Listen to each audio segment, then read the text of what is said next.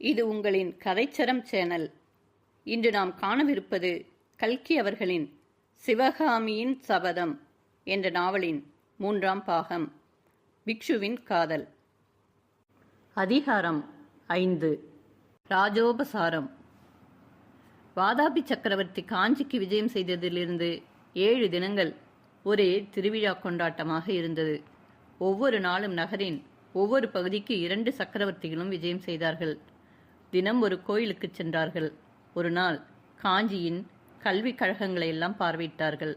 ஒரு நாள் சிற்பக்கலை மண்டபங்களையும் சித்திர சாலைகளையும் பார்த்தார்கள். ஒரு நாள் பௌத்த விகாரங்களுக்கும், இன்னொரு தினம் ஜைனர்களின் கோயில்களுக்கும் சென்றார்கள். ஒரு நாள் 2 சக்கரவர்த்திகளும் பட்டத்து யானை மீது அம்பாரியில் அமர்ந்து நகர் முழுவதும் பவனி வந்தார்கள். பழக பழக 2 சக்கரவர்த்திக்குள்ளேயும் சிநேகம் முதிர்ந்து வந்ததாக தோன்றியது. இந்த சிநேகத்தின் பயனாக வருங்காலத்தில் 2 சாம்ராஜ்யங்களும் பெரு நன்மையடையப் போகின்றன என்று மகேந்திர பல்லவர் எதிர்பார்த்ததுடன் அதை புலிகேசியிடமும் தெரியப்படுத்தினார். தமக்கு சமண மதத்தினிடமோ புத்த சமயத்தினிடமோ எல்லளவும் துவேஷம் கிடையாதென்றும், சைவ சமயமானது மற்ற எல்லா சமயங்களையும் சம நோக்குடன் பார்க்க இடம் தருகிறதென்றும், அதனால்தான் தாம் சைவ சமயத்தை சார்ந்ததாகவும் சமணர்களும் பௌத்தர்களும் அனாவசியமான விரோத பாவம் தம் பேரில் கொண்டிருப்பதாகவும் மகேந்திர பல்லவர் கூறினார். புலிகேசி தமக்கும் தீவிர மதப்பற்றோ மதத்வேஷமோ கிடையாதென்றும், ராஜ்ய காரணங்களை முன்னிட்டே சமண முனிவர்களுக்கு அதிகமாக இடம் கொடுத்து வந்ததாகவும் தெரிவித்தார்.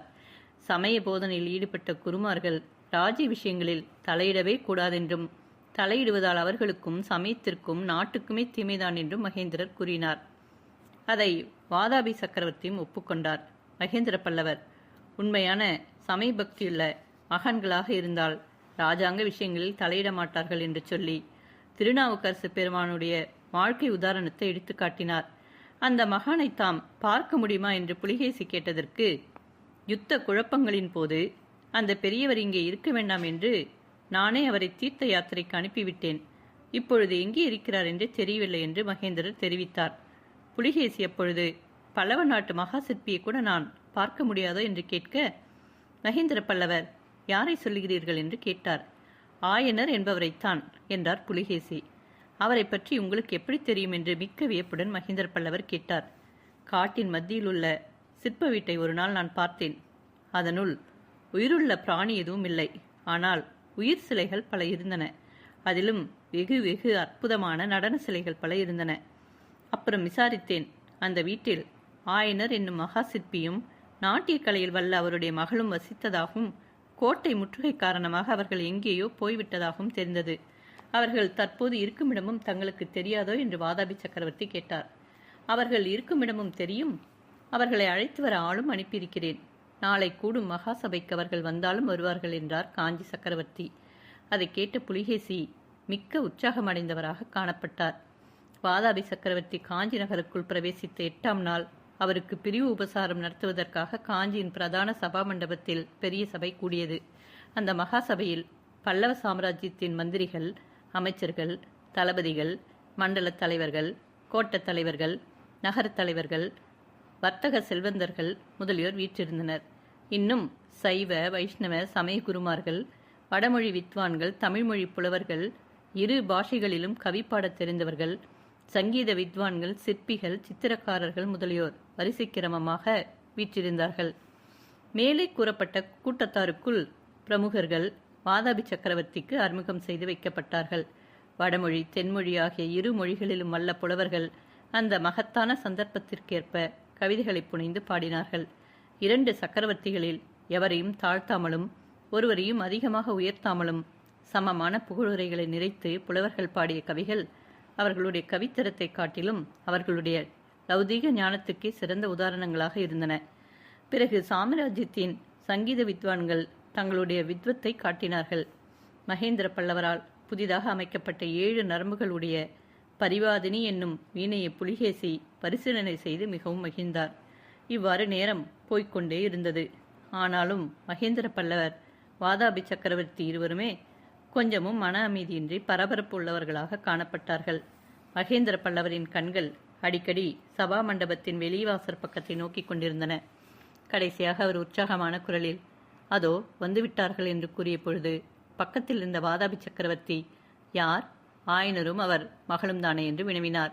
அப்பொழுது உண்மையாகவே அச்சபா மண்டபத்தின் வெளிவாசல் வழியாக ஆயனரும் சிவகாமியும் உள்ளே பிரவேசித்துக் கொண்டிருந்தார்கள். வாசற்படியை தாண்டும் பொழுது சிவகாமியின் கால் வாசற்படியில் இடறிற்று. இது என்ன அபசுகுணம் என்று எண்ணமிட்டுக் கொண்டே சிவகாமி மானின் நடைபெற்ற மயிலைப் போல சபா மண்டபத்திற்குள் பிரவேசித்தாள். வாழி நீ மயிலே! ஆயனரும் சிவகாமியும் அந்த விஸ்தாரமான சபா மண்டபத்திற்குள் பிரவேசித்த பொழுது மண்டபத்தில் வீற்றிருந்தவர்கள் அத்தனை பேருடைய கண்களும் அவர்கள் மீது சென்றன. அளவில்லாத வியப்பும் குதூகலமும் ஆவலும் அந்த 2000 கண்களிலேயே ததும்பின. சபையில் அப்பொழுது வீற்றிருந்தவர்கள் ஒரு சிலர் 1.5 வருஷத்திற்கு முன்னாலே அதே மண்டபத்தில் நடந்த சிவகாமியின் அரங்கேற்றத்தின் போது அங்கே பிரசன்னமாய் இருந்தவர்கள். மற்றும் அநேகர் அந்த அரங்கேற்ற பற்றி கேள்வியுற்றிருந்தவர்கள்.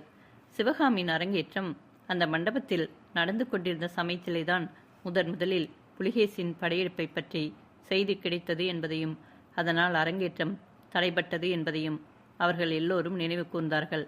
அந்த தடைக்கு காரணமான புலகேசி சக்கரவர்த்தி அச்சமயம் அந்த சபையில் வீற்றிருக்கும் அதிசயத்தை எண்ணிய பொழுது அவர்கள் எல்லோருடைய கண்களும் மாறி மாறி சிவகாமியையும் புலிகேசியையும் நோக்குவனவாக இருந்தன. ஆயனரும் சிவகாமியும் சபா மண்டபத்திற்குள் பிரவேசித்து வரும் காட்சியை பார்த்தவுடன் எல்லோரையும் போல வாதாபி மன்னரும் சிறிது நேரம் பிரமிப்பில் ஆழ்ந்திருந்தார். அஜந்தா மலையின் ஆழ்ந்த குகைக்குள்ளே அவர் கண்டிருந்த அற்புத வர்ண சித்திர உருவங்களில் ஒன்றுதான் உயிர் பெற்று எழுந்து தம் கண்முன்னால் நடந்து வருகிறதோ என்று அவருக்கு தோன்றிற்று. சௌந்தரியவதிகளான எத்தனையோ பெண்களை அவர் பார்த்ததுண்டு. ஆனால் இம்மாதிரி நடையழகு வாய்ந்த பெண்களை பார்த்தது கிடையாது. சிவகாமி நடந்து வந்தபோது அவளுடைய பாதங்கள் பூமியில் பட்டனவோ படவில்லையோ என்று தெரியாதபடி நடந்தாள். சங்கீத கலையின் உயிர் தத்துவத்தை உணர்ந்து புலவன் பாடும் பொழுது இசை எப்படி ஒவ்வொரு ஸ்வரமும் தனித்தனியாகவும் அதே சமயத்தில் ஒன்றோடொன்று இழைந்தும் கேட்கப்படுகிறதோ அதுபோல சிவகாமி நடந்தபோது அவள் அடிகள் எடுத்து வைக்கிறாளோ அல்லது பூமிதான் அவளுடைய பாதங்களுக்கு கீழே நழுவிச் சென்று கொண்டிருக்கிறதோ என்று தோன்றியது. சபா மண்டபத்தில் இருந்த அத்தனை பேருடைய கண்களுக்கும் சிந்தனைக்கும் வேலை கொடுத்து கொண்டு பிரவேசித்த சிவகாமியோ அவ்விதம் எல்லோருடைய கவனத்துக்கும் கனநோக்குக்கும் தான் ஆளாகியிருப்பதை உணர்ந்ததாக தெரியவில்லை. உயர்கொழுத்து பெண்டிருக்கூடிய இயற்கையான நாணத்தினால் சிறிதளவு தலைகுனிந்த வண்ணம் அவள் நடந்து வந்தாள். அவளுடைய உள்ளத்தில் அள்ளும் பகலும் குடிக்கொண்டிருந்த கம்பீர முகத்துக்குரியவர் அந்த சபையில் எங்கே இருக்கிறார் என்று தெரிந்து கொள்ள அவளுக்கு அளவற்ற ஆவல் இருந்தது. எனினும் அந்த ஆவலை பெருமுயற்சி செய்து அவள் அடக்கிக் கொண்டு இயல்பாக எதிரே பார்த்து கொண்டு நடந்தாள். 2 சக்கரவர்த்திகளும் வீற்றிருந்த இடத்திற்கு அருகில் வந்ததும் ஆயனர் கும்பிட்டு நிற்க சிவகாமி நமஸ்கரித்து நின்றாள். மகேந்திர பல்லவர், ஆயனரே, உமது புதல்வி சிவகாமியின் நாட்டிய கலைத்திறமையானது புகழானது நெடுந்தூரம் பரவி வாதாபி சக்கரவர்த்தியின் காது வரையில் எட்டியிருக்கிறது. இதோ இன்று நமது அருமை சிநேகிதராக வீற்றிருக்கும் சத்தியாச்சிரய புலிகேசி மன்னர் சிவகாமியின் நடனத்தை பார்க்க விரும்புகிறார். அதற்காகவே உங்களை இவ்வளவு அவசரமாக கூட்டி வரச் செய்தேன். சிவகாமியினால் இப்பொழுது உடனே நடனம் ஆட முடியுமா? உம்முடைய விருப்பம் என்ன என்று வினவிய பொழுது ஆயனர், மகாபிரபு, தங்களுடைய கட்டளை எதுவோ அதுதான் என்னுடைய விருப்பம். சிவகாமிக்கு அவளுடைய கலைத்திறமையை காட்டுவதற்கு இதை காட்டிலும் சிறந்த சபையும் சந்தர்ப்பமும் எங்கே கிடைக்கப் போகிறது? 2 மாபெரும் சக்கரவர்த்திகளும் 2 சூரியர்களைப் போலவும் 2 தேவேந்திரர்களைப் போலவும் ஏக காலத்தில் கூடியிருக்கிறீர்கள் என்று சொல்லிவிட்டு சிவகாமியை நோக்கினார். முதலில் மகேந்திர பல்லவர் பேசிய போது சிவகாமி சிறிது தலை நிமிர்ந்த அரைக்கண்ணால் வாதாபி சக்கரவர்த்தியை பார்த்தாள். பிறகு அவளுடைய கண்கள் கட்டுக்காவல்களை உடைத்துக்கொண்டு 2 சக்கரவர்த்திகளின் சிம்மாசனங்களையும் சுற்றி சுற்றி தூரத்துக்கு வட்டமிட்டன. ஆனால் அவை அடைந்தது ஏமாற்றம்தான். சிவகாமியின் கண்கள் தேடிய வீர சௌந்தரிய வதனம் அங்கே தென்படவில்லை. அவர் எங்கே? ஏன் சக்கரவர்த்திக்கு அருகில் அவர் காணப்படவில்லை என்று அவளுடைய உள்ளம் பதபதைத்தது. சில கண நேரத்திற்குள் பற்பல எண்ணங்கள் மின்னலைப் போல தோன்றி மறைந்தன. ஏதாவது அவருக்கு விபத்து நேர்ந்திருக்குமோ? இராது. அப்படி இருந்தால் மகேந்திர பல்லவர் இந்த வைபவத்தை நடத்துவாரா? மிக்க சந்தோஷமாயினரே. அதோ வாத்திய கோஷ்டியும் ஆயத்தமாக இருக்கிறது. உங்களுக்காகவே இந்த சபையை இவ்வளவு நேரம் வளர்த்தி கொண்டிருந்தோம் என்றார் மகேந்திர பல்லவர். சிவகாமி தான் நின்ற இடத்திலிருந்து நடன வட்டத்துக்கு போக திரும்பிய பொழுது மீண்டும் அவளுடைய கண்கள் ஒரு முறை சுற்றி சுழன்றன. அப்பொழுது அவளுடைய பார்வை தற்செயலாக புலிகேசியின் முகத்தில் விழுந்தது. வெறித்து நோக்கிய புலிகேசியின் கொடும் கண்களை சந்தித்த பொழுது திடீரென்று வீசிய வாடைக்காற்றில் அடிபட்ட மல்லிகை கொடியைப் போல அவளுடைய உள்ளம், உடம்பு எல்லாமே சில்லிட்டு நடுநடுங்கின. இது ஒரு வினாடி நேரம்தான். அசாதாரணமாக தோன்றிய அந்த உணர்ச்சியை எப்படியோ சிவகாமி சமாளித்து கொண்டு நடன வட்டத்தை நோக்கி நடந்தாள். அப்பொழுது இன்னதென்று சொல்ல முடியாத அருவமான நிழல் போன்ற ஞாபகம் ஒன்று அவளை பின்தொடர்ந்து சென்றது. நடன வட்டத்தில் சென்று நின்றதும் சிவகாமி மேற்கூறிய நிழல் ஞாபகத்தை உதறி தள்ளிவிட்டு ஆட்டத்திற்கு ஆயத்தமானாள். அப்பொழுது அவள் தன் நடக்கத்துக்கு பங்கமில்லாமல் அந்த மகாசபையின் நாலாபுறத்திலும் கண்ணை சுழற்றி பார்த்தல் சாத்தியமாக இருந்தது. மண்டபத்தின் மேல் மச்சு மாடங்களிலே சக்கரவர்த்தினியும் மற்ற அந்தப்புறத்து மாதர்களும் வீற்றிருப்பது அவள் பார்வைக்கு புலனாயிற்று. முன்னொரு நாள் அதே மண்டபத்தில் நடந்த அரங்கேற்றத்தின் போது இன்று போலவே மாமல்லரை காணாமல் முதலில் தான் ஏமாற்றமடைந்ததும் பிற்பாடு அவர் தாய்மார்களுடன் மேல் மாடத்திலிருந்து பார்த்து கொண்டிருப்பதாக தெரியப்படுத்தியதும் நினைவு வந்தன. இன்றைக்கும் அவர் அவ்வாறே தன் கண்ணுக்கு தெரியாத ஏதோ ஒரு மறைவான இடத்திலிருந்து தன்னுடைய நடனத்தை பார்த்து கொண்டிருப்பதாக அவளுக்கு தோன்றியது. இந்த எண்ணம் ஏற்பட்டதும் இதற்கு முன் அவளுக்கு ஏற்பட்டிருந்த ஏமாற்றம், சோர்வு, மனக்கலக்கம், நடுக்கம் எல்லாம் மாயமாக மறைந்து போயின. நடனமும் உடனே ஆரம்பமாயிற்று. நடனம் ஆரம்பமாகி சிறிது நேரத்திற்கெல்லாம் அச்சபையில் இருந்தவர்கள் எல்லாம் அது ஒரு ராஜசபை என்பதையும் அதில் ஒரு பெண் நடனமாடுகிறாள் என்பதையும் தாங்கள் அங்கே இருந்து அதை பார்க்கிறோம் என்பதையும் மறந்தே போனார்கள். இந்த ஜட உலகத்தையே விட்டுவிட்டு அனைவரும் ஒரு புதிய ஆனந்த கனவுலகத்திற்கே போய்விட்டார்கள். நடனம் ஆரம்பமாகும் சமயத்தில் சிவகாமி தெளிந்த தன்னுணர்ச்சி பெற்றிருந்தாள். தன் வாழ்க்கையிலேயே அது ஒரு முக்கியமான தினம் என்றும் அன்று தான் ஆடப்போகும் நடனம் தன் வாழ்க்கையில் ஒரு முக்கிய சம்பவம் என்றும் உணர்ந்திருந்தாள். கன்னி சிவகாமியின் உள்ளத்தில் அலைமோதி கொண்டிருந்த இரு பேருணர்ச்சிகளில் ஒன்று மாமல்லர் மேல் கொண்ட காதல் என்பதையும் இன்னொன்று நடனக்கலை மீது அவளுக்கு இருந்த பிரேமை என்பதையும் முன்னமே பார்த்திருக்கிறோம். இப்பொழுது இங்கே கூடியிருப்பது போன்ற ஒரு மகாசபை தனது கலைத்திறமையை காட்டுவதற்கு கிடைப்பது மிகவும் அரிது என்பதை ஆயனரைப் போல அவளும் உணர்ந்திருந்தாள். அன்றியும் சிவகாமிக்கு தன்னுடைய கலைத்திறமை முழுவதையும் அந்த சபையில் காட்ட வேண்டும் என்ற ஊக்கம் ஏற்படுவதற்கு இன்னொரு முக்கிய காரணமும் இருந்தது. மகேந்திர பல்லவர் மற்ற விஷயங்களில் எவ்வளவு கடின சித்தராக இருந்த போதிலும் கலைகளுக்கு மனமுருகக்கூடியவர். தன் கலைத்திறமையினால் அவருடைய நன்மதிப்பை கவர வேண்டும். தான் மாமல்லரை மணந்து கொள்வதற்கு அவர் தடை சொல்லாதபடி செய்ய வேண்டும். வைர நெஞ்சமுள்ள ஒரு மகா சக்கரவர்த்தியின் மனத்தை மாற்றி தன் விருப்பத்திற்கு இணங்கும்படி செய்வதற்கு தன்னிடமுள்ள ஒரே ஆயுதம் நடனக்கலையே அல்லவா? எனவே அன்றைக்கு தன்னுடைய நடனம் பரதநாட்டியத்தின் சரித்திரத்திலேயே ஒரு அற்புத சம்பவமாக இருக்க வேண்டும் என்று சிவகாமி சங்கற்பம் செய்து கொண்டாள். ஆனால் இத்தகைய தன்னுணர்ச்சி எல்லாம் சிவகாமி ஆட்டத்தை தொடங்கும் வரையிலேதான் இருந்தது. ஆட்டம் ஆரம்பமாயிற்றோ இல்லையோ, இத்தனை காலமும் சிவகாமியின் உள்ளத்தில் குமுறிக்கொண்டிருந்த கலை உணர்ச்சியானது பொங்கி பெருகத் தொடங்கியது. சிவகாமி தான் என்னும் உணர்ச்சியற்ற கலை வடிவமாகவே மாறிவிட்டாள். பின்னர் சிவகாமி நடனம் ஆடவில்லை, நடனக்கலையானது அவளை ஆட்கொண்டு ஆட்டுவித்தது. சிவகாமியின் உள்ளமானது நாட்டிய கலையின் அம்சங்களை, தாளங்களையும் ஜதிகளையும் அடைவுகளையும் தீர்மானங்களையும் பற்றி எண்ணவில்லை. அந்த தாளங்கள், ஜதிகள், அடைவுகள், தீர்மானங்கள் எல்லாம் அவையவை அந்தந்த இடத்தில் ஓடி வந்து சிவகாமிக்கு சேவை செய்தன. சிவகாமியின் உள்ளம் ஆனந்த வெளியிலே மிதந்து கொண்டிருந்தது. அவளுடைய தேகமோ எல்லையற்ற ஆனந்த வெள்ளத்திலே அனாயசமாக மிதந்து கொண்டிருந்தது. பார்த்து கொண்டிருந்த சபையோர்களும் ஆனந்த சாகரத்தில் மிதக்கலாயினர். பரதநாட்டிய வினிகையிலே முதற் பகுதியான நிறுத்த முடிவடைந்த போதுதான் சபையோர் தாங்கள் சஞ்சரித்த ஆனந்த கனவு உலகத்திலிருந்து பூ உலகத்திற்கு வந்தனர். அப்பொழுது சபையின் நானாபுறங்களிலிருந்தும் பிரமாதமான கரகோஷம் எழுந்தது. அவ்விதம் கரகோஷம் செய்து தங்கள் மகிழ்ச்சியை தெரிவித்தவர்கள் இரு சக்கரவர்த்திகளும் கூடத்தான். நடனம் ஆரம்பிப்பதற்கு முன்னால் சிவகாமியும் ஆயனரும் மகேந்திர சக்கரவர்த்தியிடம் கட்டளை பெற்றுக்கொண்டு நடன வட்டத்தை நோக்கி சென்று கொண்டிருந்த பொழுது வாதாபி மன்னர் மகேந்திர பல்லவரை பார்த்து, இது என்ன, இவர்களுக்கு இவ்வளவு மரியாதை செய்கிறீர்களே? எங்கள் நாட்டிலே சாட்டையினால் அடித்து நடனமாடச் சொல்வோம் என்றார். சத்யாத்ரேயா, எங்கள் நாட்டில் அப்படி இல்லை. இங்கே கலைகளுக்கும் கலைஞர்களுக்கும் நாங்கள் மிக்க மரியாதை செய்கிறோம். ராஜ்யம் ஆளும் மன்னர்களையும் சக்கரவர்த்திகளையும் போலவே கலை உலகிலே இங்கே அரசர்களும் சக்கரவர்த்திகளும் உண்டு. சிற்ப சக்கரவர்த்தி, கவி சக்கரவர்த்தி என்ற பட்டங்கள் அளிக்கிறோம். ஆயனர் சிற்ப சக்கரவர்த்தி என்ற பட்டம் பெற்றவர். ராஜ்யம் ஆளும் சக்கரவர்த்திகளுக்கு செய்யும் மரியாதையை மக்கள் இவருக்கும் செய்கிறார்கள் என்றார். அழகாகத்தான் இருக்கிறது உங்கள் நாட்டின் வழக்கம் என்று பரிகசித்தார் வாதாபி மன்னர். சிவகாமியின் நிறுத்த முடிந்தவுடனே வாதாபி சக்கரவர்த்தியும் மற்றவர்களைப் போல கரகோஷத்தில் ஈடுபட்டதைக் கண்ட மகேந்திர பல்லவர், இப்பொழுது என்ன சொல்கிறீர்கள்? கலைஞர்களுக்கு மரியாதை செய்வது பற்றி உங்களுடைய அபிப்பிராயத்தை மாற்றிக்கொண்டீர்களா என்று கேட்டார். நடனம் அற்புதமாகத்தான் இருக்கிறது, இம்மாதிரி நான் பார்த்ததே இல்லை, ஆனாலும் என்று கூறி இடையில் நிறுத்திவிட்டு புலிகேசி ஏதோ யோசனையில் ஆழ்ந்தார். அன்று அபிநயத்துக்கு சிவகாமி முதலாக எடுத்துக்கொண்ட பாடல் செந்தமிழ் நாட்டின் ஆதி தேவதையான வேலனை பற்றியது. இந்த காலத்தில் ஆனந்த பைரவி என்று வழங்கும் பழமையான ராகத்தில் நடனத்துக்கும் அபிநயத்துக்கும் ஏற்ற தாளத்துடன் அமைந்த பாடலை எடுத்து ஆடினாள். வேலனின் காதலி நீல மயில் ஒன்றை வளர்த்து வருகிறாள். அந்த மயிலை பார்க்கும் போதெல்லாம் அவளுக்கு முருகனுடைய நினைவு வருகிறது. காதலின் தாபம் அதிகமாகிறது.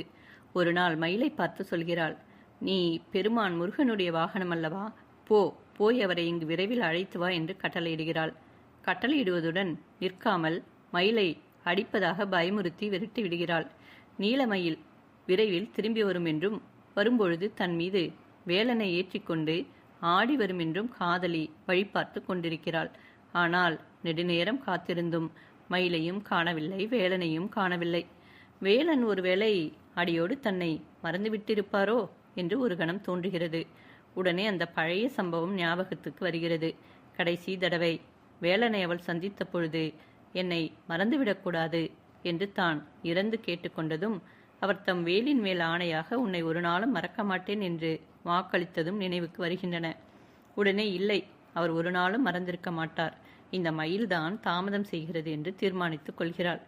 தன் மணக்கண் முன்னால் மயிலை உருவகப்படுத்தி நிறுத்தி கொண்டு சொல்கிறாள், மறவேன் என்று வேலின் மேல் ஆணையிட்ட மன்னரும் மறப்பாரோ நீலமயிலே என்று சிவகாமி பாடிக்கொண்டு அபிநயம் பிடித்த பொழுது சபையோரின் கண் முன்னால் இருந்த சிவகாமி மறைந்து விட்டாள். தமிழகத்தின் அதிதெய்வமான ஸ்ரீ சுப்பிரமணியர் கையில் வேலுடனே அவர்கள் கண் முன்னால் நின்றார். கருணையும் அன்பும் ததும்பிய கண்களினால் முருகப்பெருமான் தன்னிடம் காதல் கொண்ட பெண்ணை நோக்குவதையும் கையில் பிடித்த வேலின் மேல் ஆணை வைப்பதையும் உன்னை என்றும் மறவேன் என்று உறுதி கூறுவதையும் சபையோர் பிரத்யட்சியமாக கண்டார்கள். அடுத்த கணத்தில் வேலனும் வேலும் மறைய வேலனை பிரிந்த காதலியையும் நீல மயிலையும் சபையோர்கள் தங்கள் எதிரே பார்த்தார்கள். காதலியின் உயிர் வேலனை பிரிந்திருக்கும் ஆற்றாமையினால் உருகி கரைவதையும் அவர்கள் கண்டார்கள். சிவகாமி அபிநயம் பிடித்த பொழுது முதலிலே தன்னந்தனியான ஒரு பெண் கண்களில் அளவற்ற ஆசையுடனும் ஆர்வத்துடனும் முடிவிலே நீண்டு சென்ற வழியை கண்கொட்டாமல் பார்த்து கொண்டிருப்பதையும் பார்த்தார்கள். பிறகு அந்த பெண் அன்னநடை பயிலும் வண்ணமயிலை பரிகசிப்பதற்காக தானும் அன்னநடை நடந்து காட்டிய பொழுது சபையில் கலீர் என்ற சிரிப்பு உண்டாயிற்று.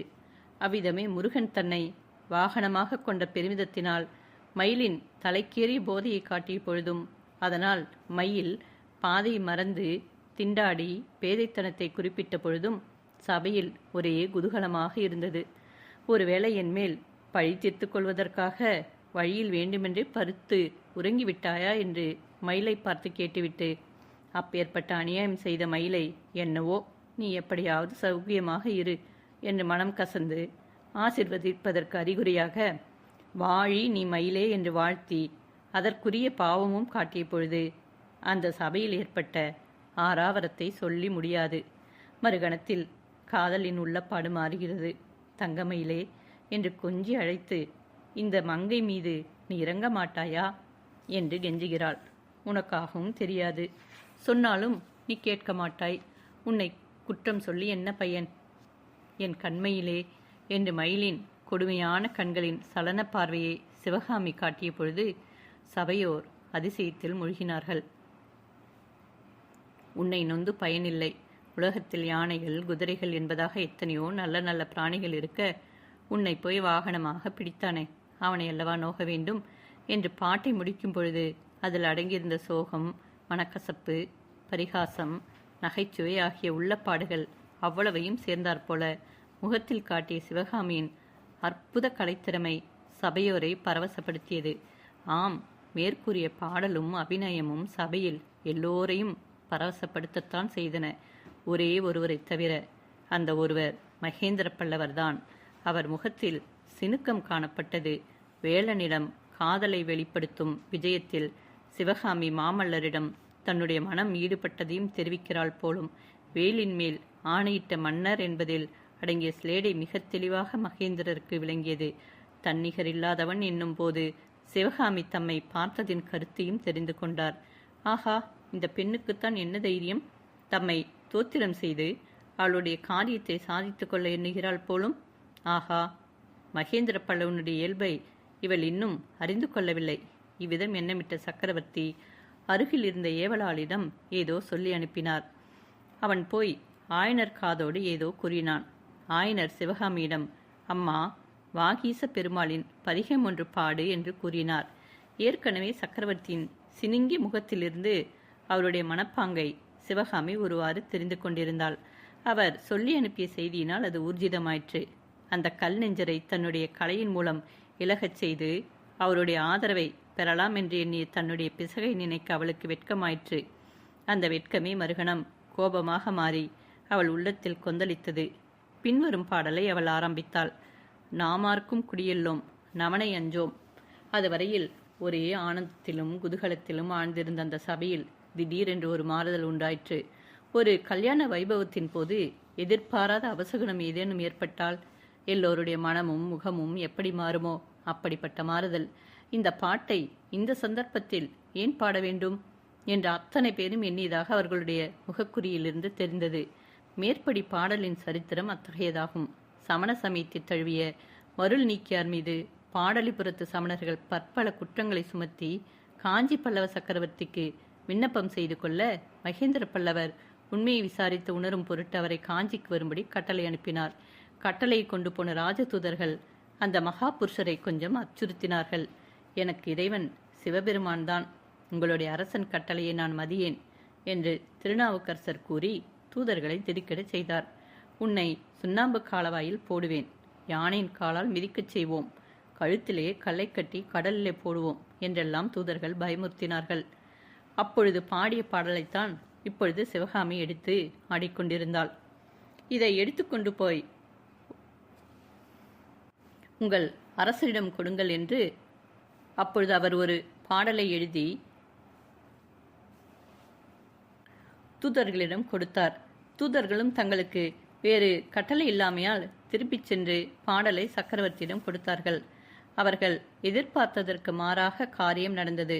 அதாவது, பாடலை படித்த மகேந்திர பல்லவர் அத்தகைய தெய்வ பாடலை பாடக்கூடிய மகானை தரிசிக்க விரும்பினார். அவரை தரிசித்த பிறகு தாமும் ஜைன மதத்தை விட்டு சைவ சமயத்தை சேர்ந்தார்.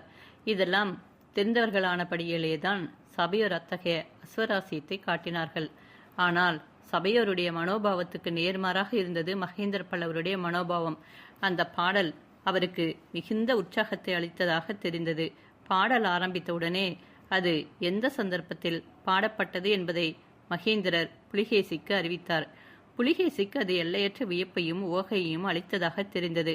அழகுதான் தங்களுடைய அதிகாரத்தை மறுதளித்து ஒரு பரதேசி பாடல் பாடுவது, அதை ஒரு பெண் சபை நடுவில் அபிநயம் பிடிப்பது, அதை நீங்களும் பார்த்து சந்தோஷப்படுவது, இதையெல்லாம் என்னால் நம்பவே முடியவில்லையே என்றார் வாதாபி சக்கரவர்த்தி. அதுதான் கலையின் மகிமை சத்யாச்சிரையா. ஒருவன் வாய்ப்பேச்சாக என் ஆங்கையை மறுத்திருந்தால் உடனே அவனை சிரச்சேதம் செய்யும்படி கட்டளையிட்டிருப்பேன்.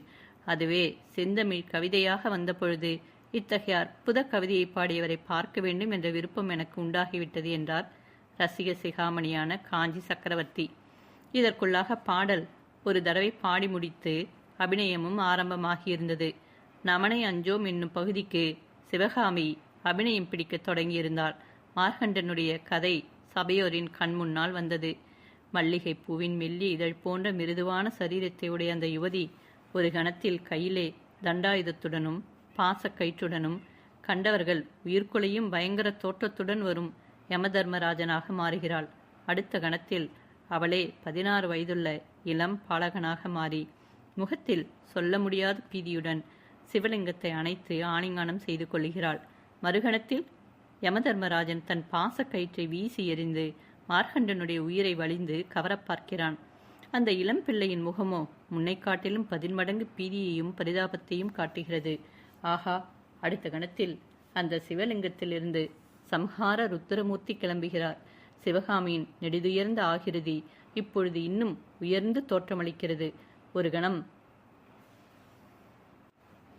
கருணை ததும்பிய கண்கள் சற்று கீழ்நோக்கி பார்க்கின்றன. கரங்கள் பாலன் மார்கண்டனுக்கு அபயம் அளிக்கின்றன. மறுகணத்தில் கண்கள் எதிர்ப்புறம் நோக்குகின்றன. யமனை கோபத்துடனே பார்க்கும் கண்களிலே அக்னி ஜுவாலை தழல் விடுகிறது. புருவங்களுக்கு மத்தியிலே நெற்றிக்கண் இதோ திறந்துவிடப் போகிறது என்று நினைக்கும்படியாக ஒரு துடிதுடிப்பு காண்கிறது. கோர பயங்கர உருவம் கொண்ட யமதர்மனிடம் இப்பொழுது சிறிது பணிவை காண்கிறோம். என் பேரில் ஏன் கோபம்? என்னுடைய கடமையைத்தானே செய்கிறேன் என்று சொல்லும் தோற்றம். கோபம் கொண்ட சம்ஹார ருத்ரமூர்த்தி மீண்டும் சபையோருக்கு தரிசனம் தருகிறார். ஒரு காலை தூக்கி ஓங்கி உதைக்கிறார். தடார் என்ற சத்தத்துடன் யமன் உதைப்பட்டு கீழே விழுகிறான். மீண்டும் பாலன் மார்க்கண்டனின் பால்வடியும் முகம். ஆஹா, அந்த முகத்தில் இப்பொழுது பயமில்லை, பீதியில்லை, பக்தி பரவசமும் நன்றியும் ததும்புகின்றன. அபிநயம் ஆரம்பித்த உடனேயே சபையோர் தங்களுடைய பழைய விரச உணர்ச்சியை மறந்து விடுகிறார்கள். பாட்டு யார் பாடியது, எந்த சந்தர்ப்பத்தில் பாடியது என்பதெல்லாம் அவர்களுக்கு அடியோடு மறந்து போய்விட்டது. வெளியுலகத்தை மறந்து தங்களையும் அடியோடு மறந்துவிட்டார்கள். பாடல் முழுவதும் முடிந்து பூலோகத்திற்கு வந்தவுடனே எப்படி என்று மகேந்திர பல்லவர் புலிகேசியை கேட்டார். நாகநந்தி எழுதியது உண்மைதான் என்று வாதாபி மன்னர் சொல்லிவிட்டு மகேந்திர பல்லவரை உற்று நோக்கினார். மகேந்திரரின் முகத்தில் எவ்வித மாறுதலும் காணப்படவில்லை. நாகநந்தி யார் என்று சாவதானமாக மகேந்திரர் கேட்டார். நீங்கள் நாகநந்தி பெயரை கேள்விப்பட்டதே இல்லையா? தென்னாடெங்கும் பல நாள் யாத்திரை செய்த புத்த பிக்ஷு. பிக்ஷு என்ன எழுதியிருந்தார் தங்களுக்கு? அவருடைய யாத்திரை விவரங்களை எனக்கு அவ்வப்பொழுது தெரிவிக்கும்படி கேட்டிருந்தேன். அந்தந்தபடியே எழுதி கொண்டு வந்தார். ஆயனரை போன்ற மகா சிற்பியும் சிவகாமியை போன்ற நடன கலாராணியும் இந்த பரத கண்டத்திலே வேறு எங்கும் இல்லை என்று ஒரு தடவை எழுதியிருந்தார். நாகநந்தி பிக்ஷு நல்ல ரசிகர் போல் இருக்கிறது. அவர் இப்பொழுது எங்கேயோ? அதுதான் தெரியவில்லை. ஒருவேளை உங்களுக்கு தெரிந்திருக்கலாம் என்று நினைத்தேன். மகேந்திரர் மௌனமாக இருந்தார். நாட்டிலே இருந்த புத்த பிக்ஷுகளையெல்லாம் ஒற்றர்கள் என்று நீங்கள் பிடித்து சிறைப்படுத்தியதாக கேள்விப்பட்டேன். ஒருவேளை நாகநந்தி பிக்ஷுவையும் ஒற்றர் என்று சந்தேகித்து சிறைப்படுத்தி விட்டீர்களோ என்னவோ. மேற்குறித்த சம்பாஷணை நடந்து கொண்டிருக்கையில் சிவகாமியின் கண்கள் கரகோஷம் செய்து ஆராவரித்து கொண்டிருந்த சபையோரின் மலர்ந்த முகங்களை பார்த்த வண்ணம் சுற்றி கொண்டு வந்து மகேந்திர பல்லவரின் உற்சாகம் ததும்பும் முகத்தை பார்த்துவிட்டு அடுத்தாற்போல வாதாபி சக்கரவர்த்தியின் கிளர்ச்சி கொண்ட முகத்தில் வந்து நின்றது. அவ்விதம் நின்றதும் சிவகாமியின் உள்ளத்தில் இத்தனை நேரமும் படர்ந்த வேதனை செய்து கொண்டிருந்த மாயத்திரை பளிச்சென்று விலகிற்று. நிழலாக இருந்த ஞாபகம் தெளிந்த விருவெடுத்து மணக்கண் முன்னால் நின்றது. அந்த முகம் அப்படியும் இருக்க முடியுமா? இரு மனிதருக்குள் அத்தகைய முக ஒற்றுமை சாத்தியமா? அல்லது இருவரும் ஒருவர்தானா? மகேந்திர சக்கரவர்த்தி பலவித மாறுவேஷங்கள் போட்டுக்கொண்டு திரிவது உண்டு. அதுபோலவே வாதாபி சக்கரவர்த்தியும் நாகநந்தி பிக்ஷுவாக தென்னாட்டில் உலவிக் கொண்டிருந்தாரா? இத்தகைய எண்ணங்களினால் சிவகாமியின் உள்ளம் குழம்பிக் கொண்டிருக்கும் பொழுதே மகேந்திர பல்லவர் நடனத்தை முடித்து விடலாம் என்று ஆயனருக்கு சமிக்கை செய்தார். நடனக்கலையின் அதி தெய்வமும் தமிழ்நாட்டின் தனிப்பெரும் தெய்வமுமான ஸ்ரீ நடராஜமூர்த்தி தில்லைப்பதியில் ஆடிய ஆனந்த நடனத்தை வர்ணிக்கும் பாடலோடும் அதற்குரிய நடன அபிநயத்துடனும் அன்றைய நடன வினிகை முடிவுற்றது. இம்மாதிரி ஒரு நடனம் இதற்கு முன்னால் நடந்ததில்லை, இனிமேலும் நடக்கப் போவதில்லை என்று அம்மகா சபையில் கூடியிருந்த ரசிகர்கள் ஏக மனதாக அபிப்பிராயப்பட்டார்கள். மகேந்திர பல்லவர் மீண்டும் சமிக்கை செய்ததன் பேரில் ஆயனரும் சிவகாமியும் இரு சக்கரவர்த்திகளும் அமர்ந்திருந்த சிம்மாசனங்களுக்கு அருகே சென்று வணங்கி நின்றார்கள். மகேந்திர பல்லவர், ஆயனரே, முன் ஒரு தடவை இதே இடத்தில் சிவகாமியின் அரங்கேற்றம் நடந்து கொண்டிருந்த பொழுது இடையில் தடைப்பட்டதல்லவா? அந்த தடைக்கு காரணமான வாதாபி சக்கரவர்த்தியே இங்கு இன்று வீற்றிருந்து உமது குமரியின் அற்புத நடனத்தை பார்த்து கழித்தார் என்று கூறிவிட்டு சிவகாமியை பார்த்து, சிவகாமி, வாதாபி சக்கரவர்த்தி உன்னுடைய நடன கலைத்திறமையில் ஒரே அடியாக மயங்கி போய்விட்டார். உன்னையும் உன் தகப்பனாரையும் தம்முடன் வாதாபிக்கு அனுப்பி வைக்கும்படி கேட்கிறார். உனக்கு போக சம்மதமாய் என்று வினவினார். சிவகாமி கோபத்தினால் தன்னடக்கத்தை இழந்து, பிரபு, இந்த ஏழை பெண் இந்த தேசத்தில் இருப்பதே தங்களுக்கு பிடிக்கவில்லையா என்றாள். இம்மொழிகள் ஆயனருக்கும் இன்னும் பக்கத்தில் நின்றவர்களுக்கும் வியப்பையும் பயத்தையும் அளித்தன. ஆனால் மகேந்திர பல்லவரின் முகத்தில் மட்டும் புன்னகைதான் தவழ்ந்தது. அவர் வாதாபி சக்கரவர்த்தியை பார்த்து, சத்யத்ரயா, பார்த்தீர்களா, சாட்டையினால் அடித்து நடனமாடச் சொல்லும் நாட்டுக்கு கலைஞர்கள் போக விரும்புவார்களா என்றார். அப்பொழுது புலிகேசின் முகம் கருத்ததையும் அவருடைய கண்களில் கனல் எழுந்ததையும் கவனியாமல் மகேந்திரர், சிவகாமி, உன்னை நாட்டை விட்டு துரத்த நான் விரும்பவில்லை. இந்த நகரத்தை விட்டு உங்களை போக சொல்லவே எனக்கு இஷ்டமில்லை ஆயனரே. இன்று இவ்வளவு அற்புதமாக நடனமாடிய சிவகாமிக்கு நான் பரிசுகள் கொடுக்க வேண்டும். அதுவரை சில தினங்கள் நீங்கள் நகரிலேயே இருக்க வேண்டும். கமலியின் வீட்டில் போய் இருங்கள். கமலியும் சிவகாமியை பார்க்க ஆவலாக இருக்கிறாள். பின்னர் அங்கு நான் வந்து உங்களுடன் சாவகாசமாக பேசுகிறேன் என்றார்.